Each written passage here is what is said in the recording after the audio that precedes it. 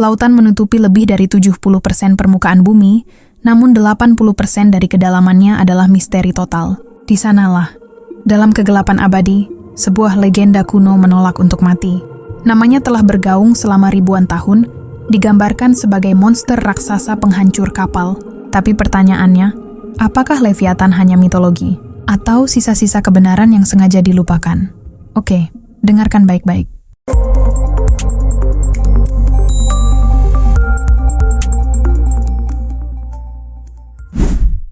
Kisah tentang Leviathan bukan milik satu budaya. Dari kitab suci Ibrani hingga catatan pelaut kuno Fenisia dan Babilonia, sosoknya selalu sama.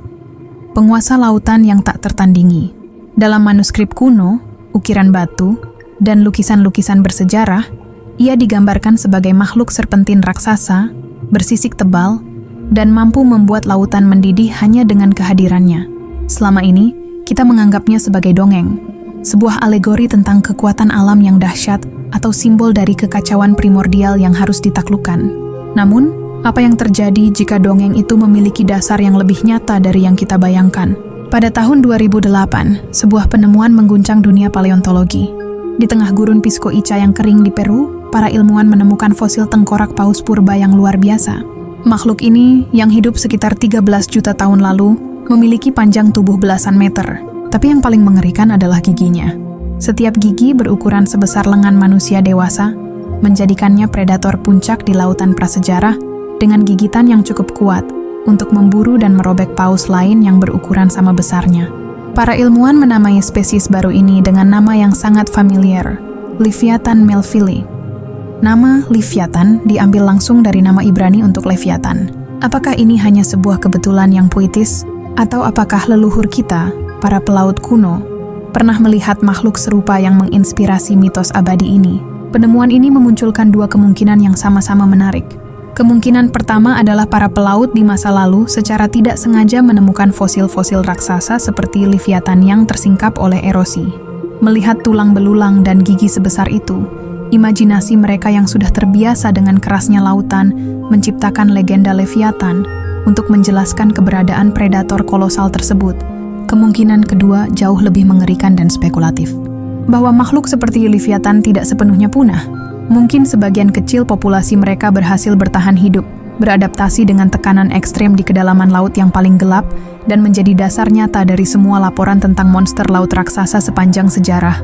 Memasuki era modern, rasa penasaran manusia mendorong kita untuk menciptakan teknologi yang mampu mengintip kegelapan itu. Dengan kapal selam penelitian yang canggih dan sistem sonar, kita mulai memetakan dunia yang tak pernah tersentuh cahaya matahari. Sebuah dunia asing yang penuh dengan tekanan luar biasa dan suhu mendekati titik beku.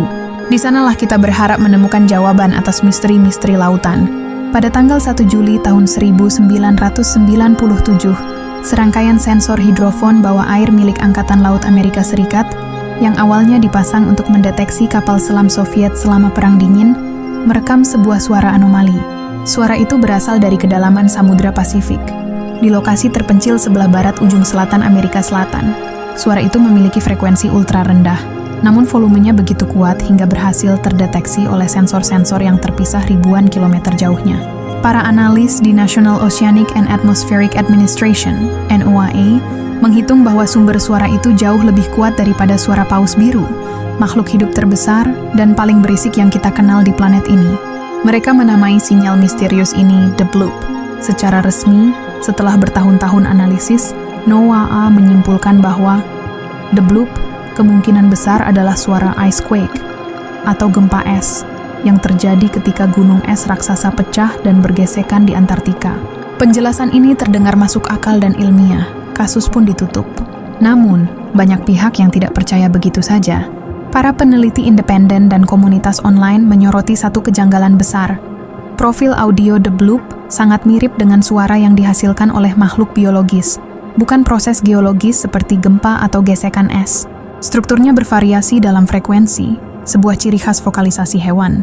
Apa benar fakta yang diberikan kepada publik ini hanya setengah kebenaran? Mungkinkah ada sesuatu di bawah sana, sesuatu yang sangat besar dan hidup, yang keberadaannya tidak ingin mereka beritahu kepada kita? Selama periode Perang Dingin, lautan dunia bukan hanya sekadar wilayah perairan, tapi juga sebuah medan perang senyap yang krusial. Kapal selam nuklir dari Amerika Serikat dan Uni Soviet berpatroli dalam keheningan total, saling memburu satu sama lain di kedalaman yang gelap. Setiap anomali sonar, setiap suara tak dikenal, bisa berarti perbedaan antara hidup dan mati.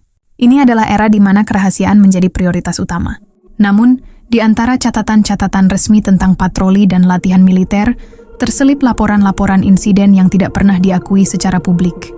Ada rumor yang beredar di kalangan para veteran kapal selam mengenai operator sonar yang mendeteksi objek biologis masif atau Massive Biological Object.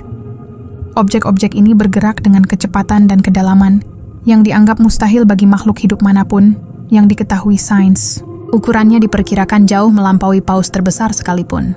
Selain itu, sejarah mencatat beberapa kasus kapal selam yang hilang tanpa jejak di perairan yang tenang, tanpa ada bukti serangan musuh atau kerusakan teknis.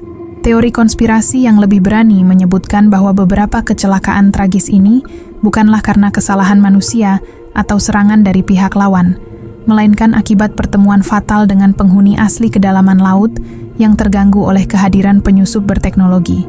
Dokumen-dokumen yang berkaitan dengan insiden semacam ini, jika memang ada, kemungkinan besar akan ditandai top secret dan disensor dengan ketat. Jika benar ada makhluk raksasa yang tidak teridentifikasi berkeliaran di kedalaman samudra, pengungkapannya akan memicu kepanikan massal dan krisis geopolitik. Kerahasiaan itu menjadi bisa dimengerti.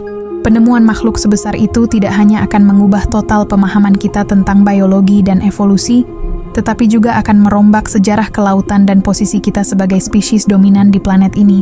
Mungkin bagi pihak-pihak tertentu, beberapa misteri memang lebih baik tetap menjadi misteri untuk menjaga stabilitas dunia.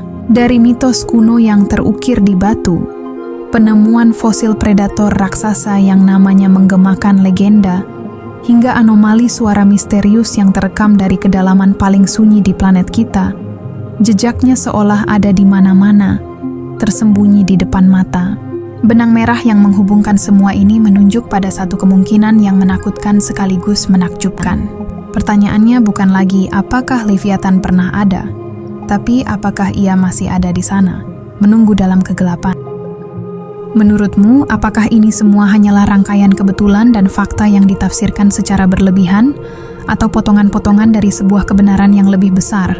Apakah Leviathan adalah fakta yang tersembunyi, atau hanya teori liar yang menarik? Kalau benar makhluk seperti itu ada, apa dampaknya bagi kita semua? Bagi pelayaran, penelitian, dan cara kita memandang dunia ini? Tulis pendapatmu di kolom komentar. Like, share, dan subscribe kalau kamu ingin tahu lebih banyak teori misteri dunia seperti ini. Siapa tahu kebenaran ada di antara kita, tersembunyi di kedalaman yang belum terjamah.